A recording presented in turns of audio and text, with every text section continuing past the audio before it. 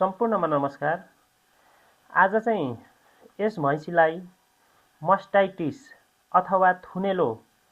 भएको छ र यो भैँसी चाहिँ खुल्ला ठाउँमा अथवा माथि लेकतिरको खुल्ला चौरहरूमा चरिचरण गराउने चलन छ र यो भैँसीलाई कुनै पनि विधिबाट यसलाई मस्टाइटिसको उपचार गर्न नसकिने अडर अथवा थुनमा इन्फेक्सन भएको छ र त्यो इन्फेक्सनको कारणले गर्दाखेरि त्यहाँबाट दुध आउन बन्द भएको छ एउटा थुनबाट र त्यो थुनलाई अब हामीले कुनै पनि उपाय गरेर खुलाइदिनु पर्नेछ र त्यो खुलाइसकेपछि हामीले यसलाई नियमित रूपमा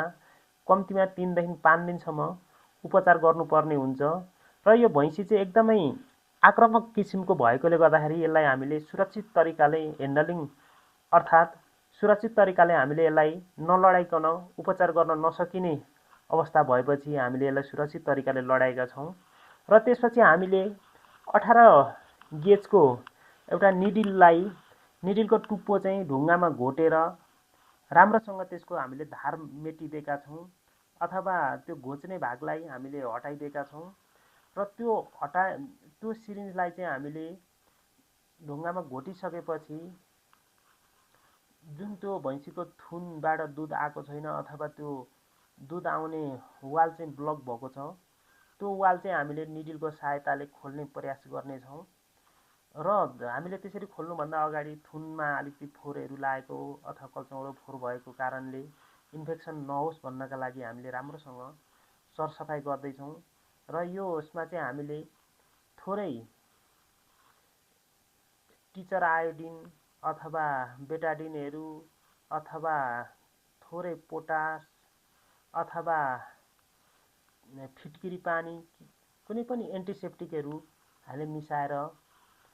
कल्चौँडोलाई सफा गरिदिँदा चाहिँ एकदमै राम्रो हुने गर्दछ र हामीले चाहिँ राम्रोसँग सरसफाइ गरिसकेपछि अब यो बाहिरी कल्चौँडो अथवा जुन थुनको भाग इन्फेक्सन भएको छ अथवा इन्फ्लामेसन भएको छ त्यसमा चाहिँ हामीले कुनै पनि एन्टिसेप्टिकले बाहिरबाट राम्रोसँग हामीले सरसफाइ गर्ने गर्दछौँ ताकि त्यहाँ कुनै पनि ब्याक्टेरियाको इन्फेक्सन नहोस् अथवा कन्टामिनेसन नहोस् भन्नका लागि हामीले एन्टिसेप्टिक लगाएर सफा गर्दैछौँ र यसमा चाहिँ हामीले बेटाडिनको प्रयोग गरेका छौँ र यसो गर्नाले चाहिँ एक थुनबाट अर्को थुनमा यो थुनेलो अथवा मस्टाइटिस चाहिँ सरेर जाने सम्भावना कम हुन्छ त्यसको लागि नै हामीले यो एन्टिसेप्टिकले थुनलाई सफा गर्दैछौँ र प्राय गरेर थुनेलो दुई किसिमको हुने गर्दछ एउटा प्रष्ट बाहिरी लक्षण देखिन्छ त्यसलाई चाहिँ हामी क्लिनिकल मस्टाइटिस भन्छौँ भने एउटा बाहिर प्रष्ट लक्षण नदेखिने तर दुध उत्पादन घट्दै जाने अथवा दुध सुक्ने अवस्थाको लक्षण देखाउनेलाई चाहिँ हामीले सब क्लिनिकल मस्टाइटिस भन्ने गर्दछौँ र यसमा चाहिँ यो भैँसीलाई चाहिँ क्लिनिकल मस्टाइटिस भएको छ अर्थात् प्रष्ट लक्षण बाहिर देखिने लक्षणको मस्टाइटिस भएकोले गर्दाखेरि हामी यसलाई चाहिँ क्लिनिकल मस्टाइटिस भन्दछौँ र यसलाई हामीले राम्रोसँग मेहनत गरेर 3 देखि 5 दिनसम्म उपचार गरेमा चाहिँ यसलाई हामीले पूर्ण रूपमा निको पार्न सक्छौँ र यो थुनबाट दुध नआएकाले गर्दाखेरि हामीले टिट साइफनको मद्दतले त्यो वाललाई चाहिँ हामीले सजिलैसँग खुलाउने प्रयास गरेका छौँ र भित्र दुध जमेर अथवा इन्फेक्सनको कारणले त्यो टिथको भाग सुन्निएकोले गर्दाखेरि त्यो दुध आएको छैन र भित्रपट्टि अलिकति दुधको छोक्राहरू बनेको अथवा चोक्टाहरू बनेकोले गर्दाखेरि दुध आएको छैन र हामीले त्यसलाई राम्रोसँग वाललाई टिट साइफनको मद्दतले खोल्ने प्रयास गर्दैका छौँ र यसरी राम्रोसँग खोलिसकेपछि हामीले त्यो वाल खोल्छौँ र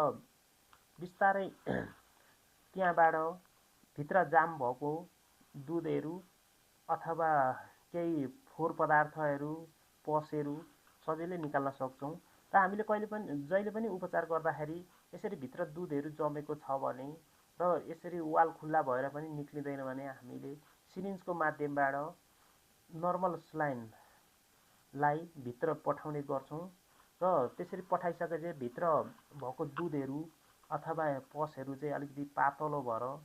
घुलिन्छ र त्यसो भइसकेपछि हामीले सजिलैसँग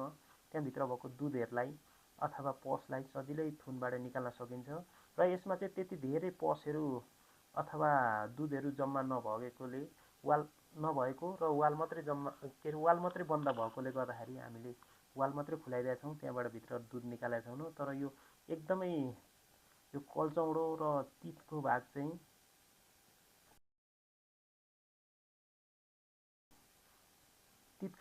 इन्फ्लामेसन भएर सुनिएको छ र यसलाई चाहिँ हामीले अब यसमा हामीले 3 ml बेटाडिन र 3 ml नै हामीले नर्मल स्लाइन घोलेर सिरिन्जको माध्यमबाट हामीले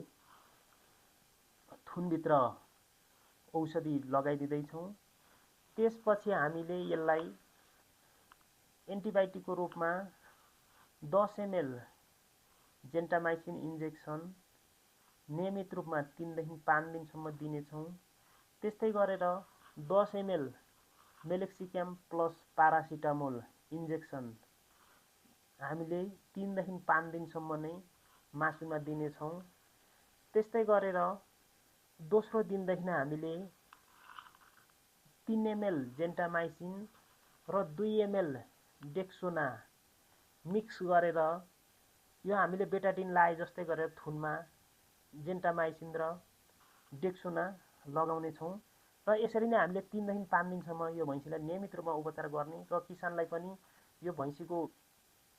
दुध राम्रोसँग दुन लगाउने र दुध दुनुभन्दा अगाडि कल्चौडालाई राम्रोसँग सफा गर्न लगाउँछौँ हामीले र दुध दुइसकेपछि कल्चौडामा कुनै पनि एन्टिसेप्टिक बेटाडिन, पोआडिन, आयोडिनहरूले राम्रोसँग लगाएर मसाज गर्न लगाउने छौँ र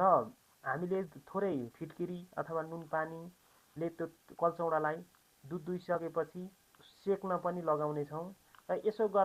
गरेर हामीले उपचार गरिसकेपछि 3 देखि 5 दिनमा यो भैँसी पूर्ण रूपमा निको हुनेछ। हस् त, भिडियो अन्तिमसम्म हेरेर साथ दिनुभएकोमा हजुरहरूलाई धन्यवाद र भिडियो मन परेमा